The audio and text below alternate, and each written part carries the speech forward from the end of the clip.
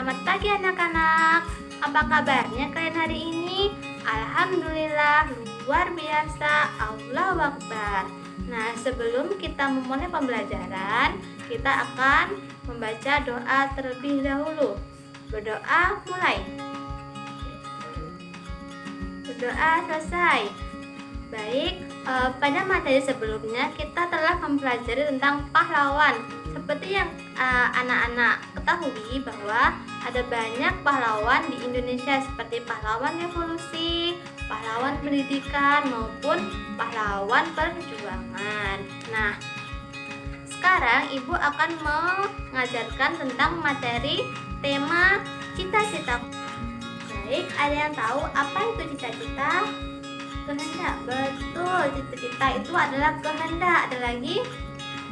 Betul, cita-cita adalah impian. Jadi, cita-cita adalah suatu kehendak, tujuan ataupun impian yang melekat pada diri kita dan akan kita wujudkan ke kehidupan selanjutnya atau masa depan kita selanjutnya.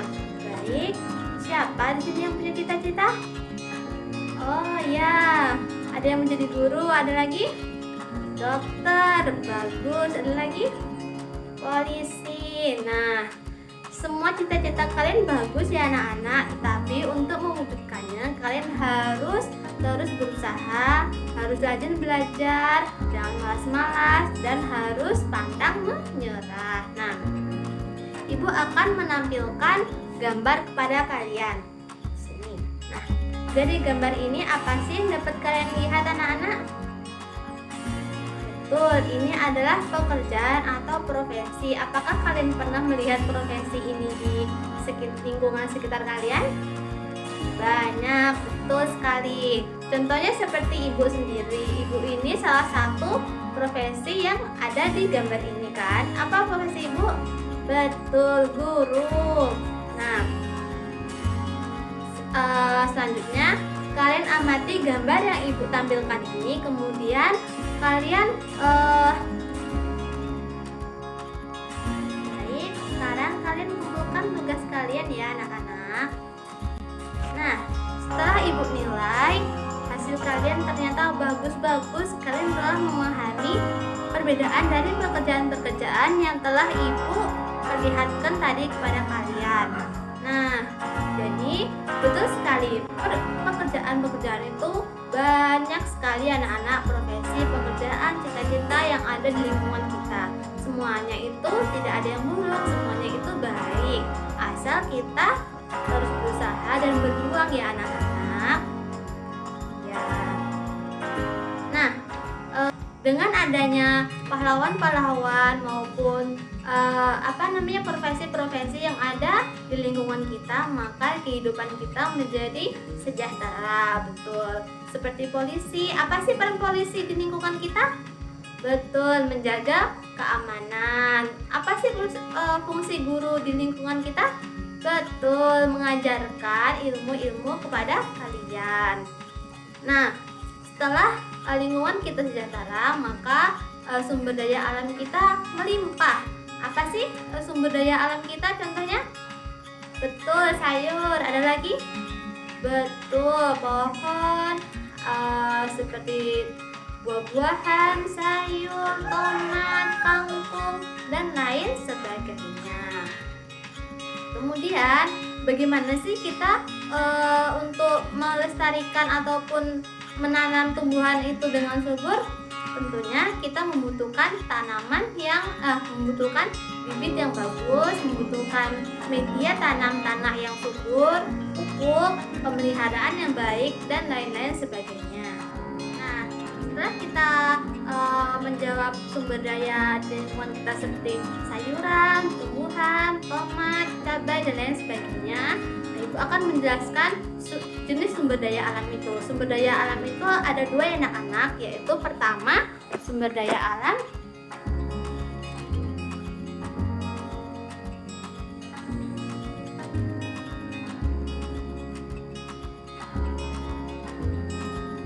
dapat diperbarui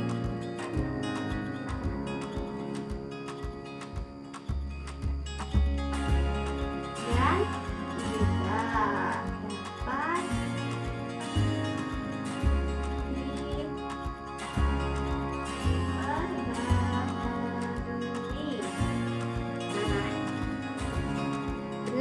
sumber daya alam itu ada yang dapat diperbaharui dan tidak dapat diperbaharui. Nah, kalian sekarang bentuk kelompok, kalian mendiskusikan apa saja itu sumber daya alam yang dapat diperbaharui dan tidak dapat diperbaharui, dan bagaimana usaha manusia untuk terus melestarikan ataupun menjaga sumber daya alam tersebut.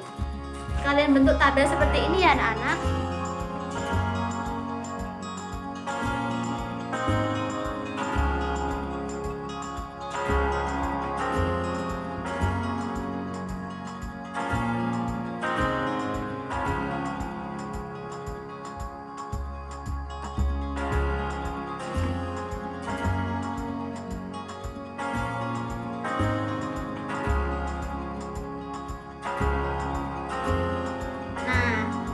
Kalian bentuk tabel, setiap kelompoknya mengumpulkan satu, yaitu terdiri dari nomor, kemudian sumber daya alamnya.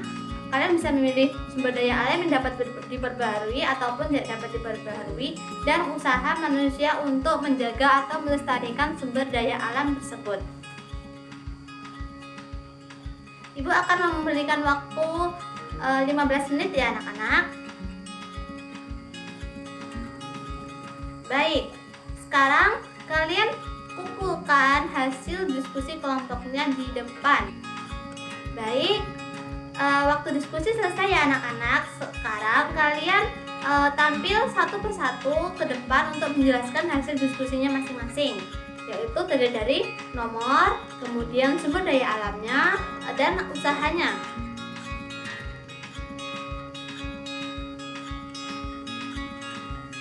Nah, dapat Ibu simpulkan dari hasil diskusi kalian semua, ternyata kalian sudah memahami dengan baik sumber daya alam dan usaha apa saja yang dapat dilakukan kita sebagai manusia untuk melestarikan ataupun menjaga sumber daya alam tersebut. Seperti yang kalian jelaskan tadi anak-anak, sumber daya alam itu tuh kan ada yang dapat diperbaharui dan tidak dapat diperbaharui. Dari hasil diskusi kalian tadi dapat Ibu simpulkan bahwasanya sumber daya alam itu ada yang tidak dapat diperbaharui dan tidak dapat diperbaharui. Contoh sumber daya alam yang dapat diperbaharui tadi seperti air, angin, tumbuh-tumbuhan, tanah, dan lain sebagainya. Sedangkan sumber daya alam yang tidak dapat diperbaharui itu contohnya adalah seperti minyak bumi, emas, besi, aluminium, dan lain-lain sebagainya. Nah, usaha apa sih yang dapat manusia lakukan untuk menjaga ataupun melestarikan sumber daya alam tadi? Untuk seperti minyak bumi, maka usaha yang dapat kita lakukan sebagai manusia adalah mengurangi atau meminimalisir penggunaannya. Kita jangan boros-boros, minyak bumi kan menghasilkan seperti bensin. Nah, kalian harus irit ya anak-anak untuk bensin. Jangan kalian sering-sering main kemana-mana untuk yang gak jelas, karena bensin itu tuh sumber daya alam yang sulit sekali untuk diperbaharui. Kan minyak bumi itu tuh berasal dari fosil-fosil yang membusuk. Nah, fosil itu tuh membusuk selama puluhan ribu tahun, makanya sangat lama sekali untuk dapat diperbaharui. Nah, sekian dari materi yang dapat Ibu sampaikan.